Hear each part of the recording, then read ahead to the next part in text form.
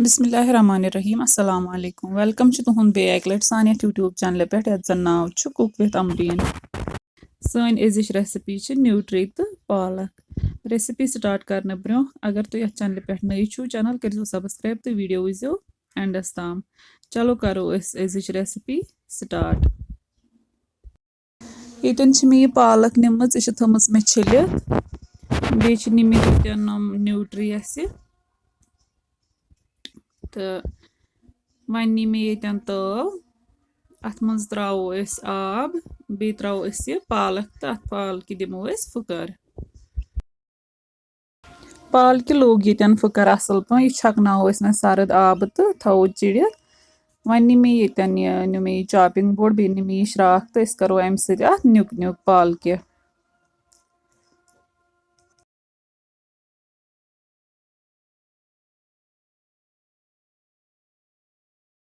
अम पत नी nutri Yemen दिमो फुकर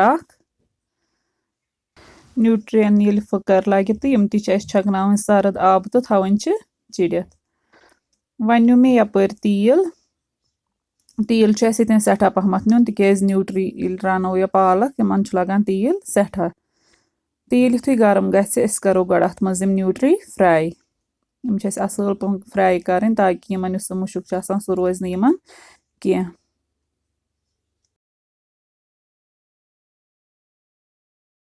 nutri ये fry गमित तो यम कड़ो वन नबर अकिस प्लेटस पे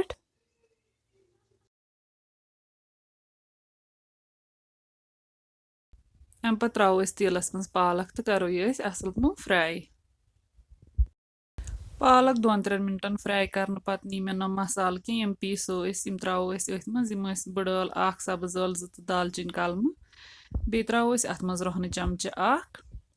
बे त्रो मर्चवांगन चमचे 2 बादियान पाउडर चमचे 1 लिदर चमचे 2 तो नून चमचे 1 पे 1.5 ताम करो यम मसाल असल पे फ्राई वन करो ये थोड़ा आब ऐड तो करो तामत बे फ्राई तीस कालस यह आब ग पूर ड्राई अम पत करो अत यम fry करमित nutri add one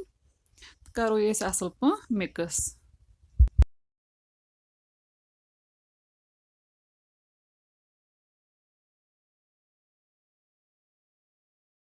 one throw अत मज आब गिलास 1 पे 1.5 ताम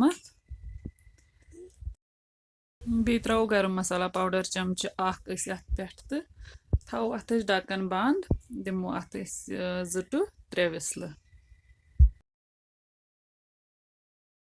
3 विसलो पत कोर चक इस न्यूट्री तो पालक बिल्कुल रेडी गमस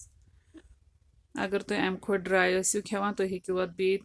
दिथ तामत ग्रेक 2-4 युथु अत यह ग्रेवी गम खो थिक तो मगर मे बासान सान खतर बिल्कुल रेडी अथ सत वात सान अजिच रेसिपी ये अंत अगर तुम सान अजिच रेसिपी पसंद आम वीडियो करो लाइक तो शेयर बे दीजो पन फीडबैक कमेंट सेक्शनस मज अल्लाह हाफिज।